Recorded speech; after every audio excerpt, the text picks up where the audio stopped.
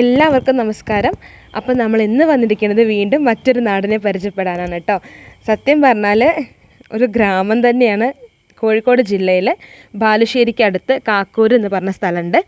അതിൻ്റെ ഉൾഭാഗത്തേക്ക് രാമല്ലൂർ പറഞ്ഞിട്ടുള്ള ഗ്രാമത്തിലാണ് ഞാൻ താമസിക്കുന്നത്. ഞാൻ പറഞ്ഞിട്ടുണ്ടായിരുന്നു ഇതിന് മുൻപൊക്കെ എൻ്റെ നാട് ഒറ്റപ്പാലാണ്. എന്നെ കല്യാണം കഴിച്ച് കൊണ്ടുവന്ന സ്ഥലമാണ് കോഴിക്കോട്.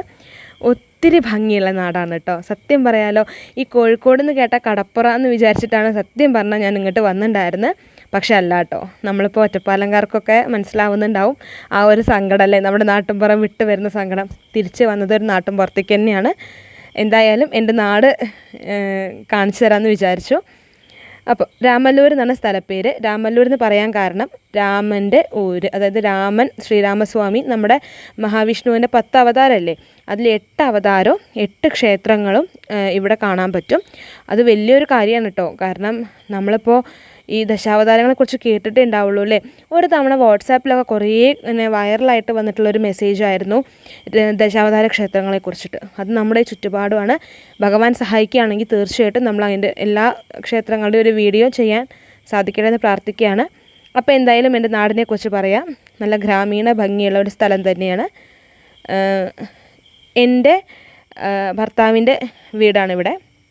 അപ്പോൾ ഞാനിവിടെ വന്ന സമയത്ത് സത്യം പറഞ്ഞാൽ ആദ്യം വിചാരിച്ചിട്ടുണ്ടായിരുന്നു ഈ ഒറ്റപ്പാലത്ത് നിന്ന് വരുന്ന ഒരാളാണ്, അപ്പോൾ അങ്ങനത്തെ ഒരു സ്ഥലത്തേക്ക് തന്നെ വരുമോ എന്നൊക്കെ ഒരു പേടിയൊക്കെ ഉണ്ടായിരുന്നു. എന്തായാലും അങ്ങനത്തെ ഒരു സ്ഥലത്തേക്ക് തന്നെ എത്തിപ്പെട്ടത്. ഒരു കാര്യം പറയാം കേട്ടോ, ഇവിടെ ഏറ്റവും പ്രസിദ്ധമായിട്ടുള്ളത് അല്ലെങ്കിൽ ഏറ്റവും നമുക്കൊരു പോസിറ്റിവിറ്റി ഫീൽ ചെയ്യുന്നതെന്നറിയോ, ഇവിടുത്തെ ക്ഷേത്രം തന്നെയാണ്. അപ്പോൾ കുറേ പേരിങ്ങനെ പറയാൻ മതിയില്ലേ ഈ ക്ഷേത്രത്തെക്കുറിച്ച് മാത്രമേ പറയാനുള്ളൂ എന്നുള്ളത്. സത്യം പറഞ്ഞാൽ എൻ്റെ വിശ്വാസം അത്രമേൽ അധിഷ്ഠിതമാണ് കേട്ടോ. അതുകൊണ്ടാണ് ഞാൻ ഈ ക്ഷേത്രങ്ങളെക്കുറിച്ച് പറയുന്നത്. ഇതാണ് രാമല്ലൂർ ശ്രീരാമസ്വാമി ക്ഷേത്രം. ക്ഷേത്രത്തിൻ്റെ എൻട്രൻസ് ആണിത് കേട്ടോ. നമ്മൾ ബാലുശ്ശേരിക്ക് വരുന്ന വഴിയിൽ 11 കാക്കൂർ 11 പറഞ്ഞൊരു സ്റ്റോപ്പുണ്ട്. അവിടെ നിന്ന് വലത്തോട്ട് നമുക്ക് രാമല്ലൂർ ക്ഷേത്രത്തിലേക്കുള്ള വഴി കാണാം. നമ്മളെന്തായാലും ആ വഴി നടന്ന് വന്നാൽ അവിടെ ബോർഡ് ഉണ്ടാവും. ഇപ്പോൾ കണ്ടില്ലേ ബോർഡ്? ഇതിൽ നിന്ന് നമ്മൾ ക്ഷേത്രത്തിൻ്റെ അകത്തേക്ക് പോവാം കേട്ടോ. അപ്പോൾ ക്ഷേത്രത്തെക്കുറിച്ച് പറയുകയാണെങ്കിൽ 1000 വർഷത്തിലധികം പഴക്കമുള്ള ക്ഷേത്രമാണ് കേട്ടോ. അപ്പോൾ ക്ഷേത്രത്തിൻ്റെ ഐതിഹ്യം ചെറുതായിട്ട് ഞാൻ പറയാം. എനിക്കിത് ഷെയർ ചെയ്ത് തന്നിട്ടുള്ളത് ഇവിടെയുള്ളൊരു ഭട്ടതിരിപ്പാടാണ്. അദ്ദേഹത്തിൻ്റെ പേര് കുമാരൻ ഭട്ടതിരിപ്പാട്. അദ്ദേഹത്തെ ഞാൻ കണ്ടിട്ടൊന്നുമില്ല കേട്ടോ. ഞാൻ ഫോൺ ചെയ്ത് ചോദിച്ചപ്പോൾ എനിക്ക് പറഞ്ഞു തന്നിട്ടുള്ള അറിവുകളാണ്. എന്തായാലും അദ്ദേഹത്തിനോട് എനിക്ക് ഒരുപാട് നന്ദിയുണ്ട്. കാരണം നമ്മൾ ചോദിക്കുമ്പോഴേക്കും നമുക്ക് പറഞ്ഞു തരുന്നുണ്ടല്ലോ. അപ്പോൾ എന്തായാലും ഒത്തിരി നന്ദിയുണ്ട് അദ്ദേഹത്തിനോട്. അപ്പോൾ ക്ഷേത്രത്തെക്കുറിച്ച് പറയുകയാണെങ്കിൽ ഭഗവാൻ ശ്രീരാമസ്വാമിയുടെ പ്രതിഷ്ഠ പടിഞ്ഞാറോട്ട് തിരിഞ്ഞിട്ടാണ് ഇരിക്കുന്നത്. അപ്പോൾ സാധാരണഗതിയിൽ പടിഞ്ഞാട്ട് തിരിഞ്ഞിരിക്കുന്ന എല്ലാ ക്ഷേത്രങ്ങൾക്കും ഒരു പ്രത്യേകത ഉണ്ട് അത്രേ. അവിടെയുള്ള പ്രതിഷ്ഠ ഉഗ്രരൂപമായിരിക്കും എന്നാണ് പറയുന്നത്. അപ്പോൾ ആ ഉഗ്രരൂപത്തിലുള്ള ആ പ്രതിഷ്ഠാഭാവത്തിൻ്റെ ദേഷ്യം ശമിപ്പിക്കാൻ വേണ്ടിയിട്ടാണ് അത്രേ തൊട്ട് മുൻപിൽ ഒരു ജലാശയം ഉണ്ടാവും. അപ്പോൾ നമ്മൾ കണ്ടില്ലേ ക്ഷേത്രക്കോളം തൊട്ട് മുൻപിൽ തന്നെ. അപ്പോൾ നമ്മൾ ഈ പറഞ്ഞ കാര്യത്തിനോട് നമുക്ക് സാമ്യപ്പെടുത്താൻ പറ്റും അല്ലേ. കാരണം തൊട്ട് മുമ്പിൽ തന്നെയാണ് ക്ഷേത്രക്കുളം ഉള്ളത്. ഇത് ക്ഷേത്രത്തിലെ ആല്. ഇനി ക്ഷേത്രത്തിൻ്റെ ഐതിഹ്യം എന്ന് പറയുകയാണെങ്കിൽ ശ്രീരാമസ്വാമി ഖരവധം കഴിഞ്ഞിട്ട് ഇരിക്കുന്ന ആ ഒരു ഭാവത്തിലാണ് ഇവിടെ കേട്ടോ. അതാണ് ഇത്ര ഉഗ്രത്തിൽ ഭഗവാൻ ഇരിക്കാൻ കാരണം. അങ്ങനെയാണ് ഇവിടുത്തെ പ്രതിഷ്ഠയുള്ളത്. പിന്നെ ഒത്തിരി വർഷം പറഞ്ഞ പോലെ 1000-ലധികം വർഷം പഴക്കമുണ്ട്. അപ്പോൾ പിന്നെ പുതുക്കി പണിതതാണ് അത്ര. ശ്രീകോവിലല്ല കേട്ടോ. അതായത് പ്രതിഷ്ഠ മാറ്റിയിട്ടില്ല അത്ര. ശ്രീകോവിൽ ആദ്യം ചെമ്പായിരുന്നു, പിന്നെ അത് മാറ്റിയെന്നൊക്കെ പറയപ്പെടുന്നുണ്ട്. അപ്പോൾ ഇപ്പോൾ വീണ്ടും ചെമ്പ് പൊതിയാണ്. പിന്നെ ക്ഷേത്രത്തിൻ്റെ അകത്ത് ഭഗവാൻ ശ്രീരാമസ്വാമിയുടെ പ്രതിഷ്ഠയും ഗണപതി ഭഗവാന്റെ പ്രതിഷ്ഠയാണ് ഉള്ളത്. പുറത്താണ് അയ്യപ്പസ്വാമിയുടെ പ്രതിഷ്ഠ ഉള്ളത് കേട്ടോ. പിന്നെ നമ്മൾ ഈ പറഞ്ഞ പോലെ ഖരവധം ബേസ് ചെയ്തിട്ടാണ് പറയപ്പെടുന്നത്. അപ്പോൾ ഖരവധം എന്ന് പറയുമ്പോൾ രാമായണത്തിൽ പറയുന്നുണ്ട്, ശൂർപ്പണഖ പിന്നെ ശ്രീരാമനും ലക്ഷ്മണനും അപമാനിച്ചു എന്ന് രാവണനോട് പോയി പറയലും. അങ്ങനെ രാവണൻ്റെ നിർദ്ദേശപ്രകാരം പോയിട്ട് യുദ്ധം ചെയ്യുന്ന രാക്ഷസൻ്റെ കൂട്ടങ്ങളാണ് അവർ. അപ്പോൾ അതിൽ ഈ പറഞ്ഞ ഖരനും ദൂഷണനും തൃശിരസും അവരങ്ങനെ പോയിട്ട് അവരുടെ ടീം അങ്ങനെ പോയിട്ട് രാമനോട് യുദ്ധം ചെയ്യുകയാണ്. അങ്ങനെ ശ്രീരാമസ്വാമി വൈഷ്ണവ തേജസ്സോടുകൂടി പ്രത്യക്ഷപ്പെടുകയും അവിടെ നിന്ന് പിന്നെ ഇന്ദ്രൻ നൽകിയിട്ടുള്ള അസ്ത്രം എടുത്തിട്ട് പിന്നെ ഖരൻ്റെ ശിരസ് ഛേദിക്കുകയാണ് അത്ര ചെയ്യുന്നത്. അങ്ങനെയാണ് കഥ വരുന്നത് കേട്ടോ. അപ്പോൾ അതിലൊരു പ്രത്യേകത എന്താണെന്ന് വെച്ചാൽ ശിരസ് ഛേദിച്ചതിന് ശേഷം ആ പിന്നെ അസ്ത്രം സമുദ്രത്തിൽ മുങ്ങി ശുദ്ധി വരുത്തിയിട്ടാണ് അത്ര ഭഗവാനിക്ക് അടുത്ത് തിരിച്ചെത്തുന്നത്. അപ്പോൾ അതുവരെ ഭഗവാന്റെ ദേഷ്യം ശമിച്ചിട്ടില്ല എന്നാണ് പറയുന്നത്. അപ്പോൾ അത്രയും ഉഗ്രത്തിലാണ് അത്ര ഭഗവാൻ ആ സമയത്ത് ഉണ്ടായിരുന്നത്. അപ്പോൾ അങ്ങനെയാണ് ഈ ക്ഷേത്രത്തിലും പറയപ്പെടുന്നത് ഭഗവാന്റെ മൂർത്തിഭാവം ഇങ്ങനെയാണ് എന്നുള്ളത്. ഇത് ഊട്ടുപുരയായിരുന്നു കേട്ടോ. അപ്പോൾ നമ്മൾ കാണിച്ചില്ലേ, ഇത് ഊട്ടുപുരയാണ്.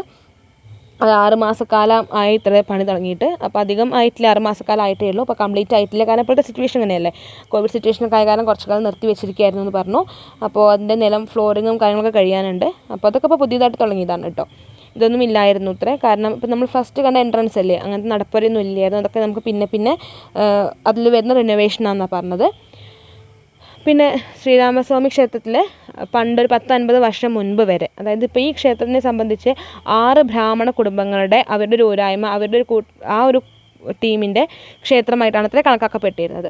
അപ്പോൾ അങ്ങനെ അവരാണ് അവിടെ യജുർവേദം, അതായത് ഭഗവാന് ഓത്തുഘോഷം നടത്തിയിട്ടാണ് അത്ര അവിടെ പ്രധാനമായിട്ട് കഴിഞ്ഞിട്ടുണ്ടായിരുന്നത്. അപ്പോൾ അവിടെ ഈ ഓത്തുഘോഷം എന്ന് പറയുമ്പോൾ നമ്മൾ ഓറലായിട്ടുള്ള പഠിപ്പിക്കലുണ്ടല്ലോ, അങ്ങനെ അവർ പറഞ്ഞ് പഠിപ്പിക്കുന്ന ഓത്തുണ്ടല്ലോ, അങ്ങനെ വേദമോതല്ലേ ചെയ്യുക, അങ്ങനെയല്ല യജുർവേദം അവിടെ 11 ദിവസം കൊണ്ട് ആണത്ര അത് കംപ്ലീറ്റ് ആവുക. അപ്പോൾ അത്രയും ലോങ് ആയിട്ടുള്ളൊരു പ്രോസസ്സാണ്. അപ്പോൾ അത് യജുർവേദം ചൊല്ലിയിട്ട് ഓത്തുഘോഷം നടത്താറുണ്ടായിരുന്നു അത്ര. ഇപ്പം അത് ചെയ്യാറില്ല. ഞാൻ പറഞ്ഞ പോലെ 10-50 വർഷങ്ങൾക്ക് മുൻപുള്ള കാര്യമാണ് പറയുന്നത് കേട്ടോ. ഇനി ക്ഷേത്രത്തിലെ പ്രധാന വഴിപാട് എന്താണെന്ന് വെച്ചാൽ പായസമാണ്. പാൽപ്പായസം കഴിക്കുക. പാൽപ്പായസം, നെയ്പ്പായസം ഉണ്ട് അത്ര. പിന്നെ കാരോലപ്പം, അതാണ് പ്രധാനമായിട്ട് വഴിപാടായിട്ട് വരുന്നത്. അപ്പോൾ ഞാൻ പറഞ്ഞ പോലെ ഒത്തിരി പഴക്കമുള്ള ക്ഷേത്രമാണ്. എങ്കിൽ പോലും നിത്യപൂജ ഉണ്ട് കേട്ടോ, എപ്പോഴും നിത്യപൂജ ഉണ്ട്. നമ്മുടെ നാടിൻ്റെ എന്താ പറയുക, ആ ഒരു നാട് മൊത്തം ഭഗവാൻ ശ്രീരാമസ്വാമിയുടെ ആ ഒരു അനുഗ്രഹത്താലാണ് നമ്മുടെ നാട് ഇങ്ങനെ പോകേണ്ട. ആ ഒരു ചൈതന്യം എന്ന് പറയുന്നത് ശ്രീരാമസ്വാമി തന്നെയാണ്. അപ്പോൾ എന്തായാലും നമ്മുടെ അമ്പലം കണ്ടുല്ലോ അല്ലേ. ഒത്തിരി സന്തോഷമുണ്ട് കേട്ടോ എനിക്കിത് ഷെയർ ചെയ്യാൻ പറ്റിയതിൽ. കാരണം ഞാൻ വിചാരിച്ചിട്ടുണ്ടായിരുന്നില്ല ഇങ്ങനെ ഒരു വീഡിയോ ചെയ്യാൻ പറ്റുന്നുള്ളതും. എനിക്ക് ഭഗവാൻ തോന്നിപ്പിച്ചതായിരിക്കും. അപ്പോൾ എന്തായാലും നടപ്പുര, അപ്പോൾ ഞാൻ പറഞ്ഞില്ലായിരുന്നു ഇപ്പോൾ കെട്ടിയതാണ് നടപ്പുര എന്നൊക്കെ, അതാണ് നമ്മളിപ്പോൾ കണ്ടത്. പിന്നെ നമ്മൾ നേരത്തെ കണ്ട പോലെ ആലും കുളം, ചെറിയ ഒരു ചുറ്റപ്പെട്ട ഏരിയയാണ് കേട്ടോ. ഒത്തിരി ദൂരമൊന്നും പറയാനില്ല. നമ്മുടെ സാധാരണ ഒരു എൻട്രൻസ് ആണ് അവിടേക്കുള്ളത്. വലിയ പടികളോ അങ്ങനെ ഒന്നുമില്ല, സാധാരണ ഒരു വഴിയാണുള്ളത്. പുറത്തുനിന്നുള്ളൊരു വ്യൂ ആണിത് കേട്ടോ. ഞാൻ സത്യം പറയട്ടെ, ഇങ്ങനത്തെ ക്ഷേത്രങ്ങളൊക്കെ നമ്മൾ കാണുന്ന സമയത്ത് നമുക്കൊരു ഭയങ്കര സന്തോഷമല്ലേ. കാര്യം നമുക്ക് പോകാൻ പറ്റിയില്ലെങ്കിൽ പോലും നമ്മൾ വിചാരിക്കില്ലേ, ഇങ്ങനത്തെ ക്ഷേത്രങ്ങൾ കാണുമ്പോൾ നമ്മുടെ മനസ്സിൻ്റെ ഒരു പോസിറ്റീവ് ആ ഒരു എനർജി ഫീൽ ചെയ്യില്ലേ. സത്യം പറഞ്ഞാൽ വിശ്വാസം എന്ന് പറയുന്നതും അങ്ങനെ തന്നെ കേട്ടോ ഞാൻ കരുതപ്പെടുന്നത്. കാരണം നമുക്ക് ഒരു പോസിറ്റീവ് എനർജി കിട്ടുന്നത് എന്തോ, അവിടെ ഇപ്പോൾ നമ്മളിങ്ങനെ ക്ഷേത്രത്തിലൊക്കെ പോകുമ്പോൾ നമുക്കൊരു പോസിറ്റീവ് എനർജി കിട്ടുക പറയുന്നത് വെറുതെ അല്ലല്ലോ.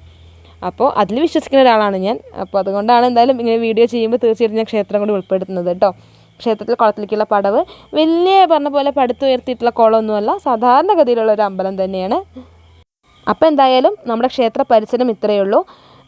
നമ്മളിപ്പോൾ ഈ നാട്ടിൻപുറത്തൊക്കെ ജനിച്ച് വളർന്ന ആൾക്കാർക്ക് ഒരിക്കലും ഇങ്ങനെ മാറി ചിന്തിക്കാൻ പറ്റില്ല അല്ലേ. നാട്ടിൻപുറത്ത് നിന്ന് നമ്മുടെ ആ ഒരു കൾച്ചറിൽ നിന്ന് നമുക്ക് മാറി ചിന്തിക്കാൻ പറ്റില്ല, നമ്മുടെ ആ ഒരു ജീവിത സാഹചര്യങ്ങളിൽ നിന്നും. കാരണം നമ്മൾ ജനിച്ച് വളർന്ന ചുറ്റുപാടാണത്.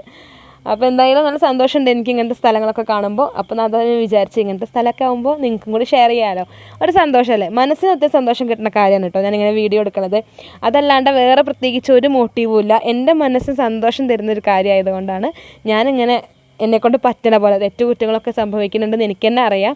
കാരണം നമ്മൾക്ക് ചെയ്യാൻ പറ്റുന്നതിൻ്റെ മാക്സിമത്തിലാണ് ഞാൻ ചെയ്യണത് കേട്ടോ. വലിയ അറിവൊന്നുമില്ല സത്യം പറയാനുള്ള, വീഡിയോ എടുക്കാൻ വലിയ ധാരണയൊന്നുമില്ല. അപ്പോൾ എന്തായാലും ആ തെറ്റുകുട്ടികളൊക്കെ കാണുമ്പോൾ ഒന്ന് ക്ഷമിക്കണം കേട്ടോ. ഇതെന്താണെന്നറിയോ, നമ്മുടെ അമ്പലത്തിൻ്റെ ഊട്ടുപുര കാണിച്ചില്ലായിരുന്നു ഞാൻ, ആ ഊട്ടുപുരയുടെ പുറത്തു നിന്നുള്ള വ്യൂ ആണ് കേട്ടോ. നമ്മൾ പുറം ഭാഗത്തു നിന്ന് കാണുന്ന അതാണ് ഊട്ടുപുര. പിന്നെ ക്ഷേത്രത്തിൻ്റെ ഉൾഭാഗം കാണുന്നതൊക്കെ വേറൊരു സൈറ്റിൽ നിന്ന് ഒരു വ്യൂ പോയിൻ്റാണ്. അപ്പോൾ എന്തായാലും നമ്മൾ നേരെ പോകുന്നത് എങ്ങോട്ടെന്നറിയോ, ഒരു പാടമുണ്ട്. അപ്പോൾ ഒരു ഇടവഴി കൂടെയാണ് നമ്മൾ പോകുന്നത്. ആ ഒരു ഭംഗി എന്ന് പറയുന്നത് വേറെ തന്നെയല്ലേ ഈ ഒരു പച്ചപ്പൊക്കെ കാണുമ്പോൾ. അപ്പോൾ എന്തായാലും ഞാൻ തിരിച്ച് വീട്ടിൽ പോവുകയാണ്. നമ്മുടെ ക്ഷേത്രത്തിന് ചുറ്റുപാടും ഞാൻ കാണിച്ചു തന്നു. അതുപോലെ നമ്മുടെ ഈ പറഞ്ഞ പോലെ നമ്മുടെ വയലും അങ്ങനത്തെ കുറച്ച് കാര്യങ്ങൾ ഞാൻ കാണിച്ചു തന്നിട്ടുണ്ടായിരുന്നു. അപ്പോൾ നമ്മളൊരു ഇടവഴി കൂടെ തിരിച്ചു പോകണത് കേട്ടോ. എന്താണെന്നറിയാം, നമ്മളൊരു അങ്ങനത്തെ നാട്ടിൻപുറത്തെ വഴികളൊക്കെ അങ്ങനെ തന്നെയല്ലേ, നമ്മൾ ഇടവഴി കൂടെയാണ് പോവുക. ഇത് വായനശാലയാണ് കേട്ടോ. വായനശാല ഇപ്പോൾ തുറക്കാറൊന്നുമില്ല എന്ന് തോന്നുന്നു, എനിക്കറിയില്ല. ഞാൻ പോയപ്പോൾ തുറന്നിട്ടുണ്ടായിരുന്നില്ല കേട്ടോ. അപ്പോൾ 5:45 സമയമാണ്, സൂര്യ അസ്തമയമായില്ല എങ്കിൽ പോലും ആ ഒരു സമയം. പിന്നെ ഈ സമയത്ത് വെയിൽ കൊണ്ടാൽ നല്ലതാണെന്നല്ലേ പറയാം, പോക്ക് വെയിൽ കൊണ്ടാൽ പൊന്നു പോലെ ആവുമെന്നൊക്കെ പറയും ഇത്ര പണ്ടുള്ളവർ. അപ്പോൾ എന്തായാലും ഞാൻ അവിടെയൊക്കെ ഒന്ന് കണ്ട് ഒന്ന് സന്തോഷമായിട്ട് പോവുകയാണ് കേട്ടോ. ഇങ്ങനത്തെ സ്ഥലങ്ങളിലൊക്കെ പോകുമ്പോൾ നമുക്കിങ്ങനെ എന്താ പറയുക, നമ്മളെ വീട്ടിൽ അടച്ചിരിക്കണേക്കാൾ നല്ല കാര്യമല്ലേ, പുറത്ത് നമ്മുടെ ചുറ്റുപാടൊക്കെ ഒന്ന് കണ്ട്. പിന്നെ സത്യം പറഞ്ഞാൽ ഇങ്ങനെയുള്ള ഭാഗങ്ങളിൽ ജീവിക്കുക എന്ന് പറഞ്ഞാൽ ഞാൻ അതിന് ഒത്തിരി വാല്യൂ കൊടുക്കുന്നുണ്ട് കേട്ടോ. നാട്ടിൻപുറത്ത് ജീവിക്കുക, നാട്ടിൻപുറത്തെ പണ്ട് കൈവിട്ട് പോയിട്ടുള്ളൊരു കാര്യമാണെങ്കിൽ പോലും അത് നമ്മൾ അറിഞ്ഞ് ജീവിക്കുക എന്നുള്ളത്. ഇപ്പോൾ പണ്ടത്തെ അത്രയൊരു നമുക്ക് പറയാനില്ല, നമ്മുടെ ലൈഫ് മാറിക്കൊണ്ടിരിക്കുകയാണ്. എങ്കിൽ പോലും ഇങ്ങനെയുള്ള കുറേ കാര്യങ്ങളൊക്കെ നമ്മൾ കാണുക, നമുക്ക് മനസ്സിന് സന്തോഷമേകുന്ന കാര്യങ്ങളാണെന്നുണ്ടെങ്കിൽ തീർച്ചയായിട്ടും അതിന് ഒത്തിരി വാല്യൂ കൽപ്പിക്കുക എന്നുള്ളതാണ് എൻ്റെ ഒരു സൈഡ് കേട്ടോ. അപ്പോൾ എന്തായാലും നമുക്ക് മറ്റൊരു വീഡിയോ ആയിട്ട് വീണ്ടും കാണാം. എല്ലാവർക്കും ഇഷ്ടമായെന്ന് വിചാരിക്കുന്നുണ്ട്. അതുവരേക്കും നിങ്ങളുടെ സ്വന്തം കൂട്ടുകാരി ടാറ്റാ.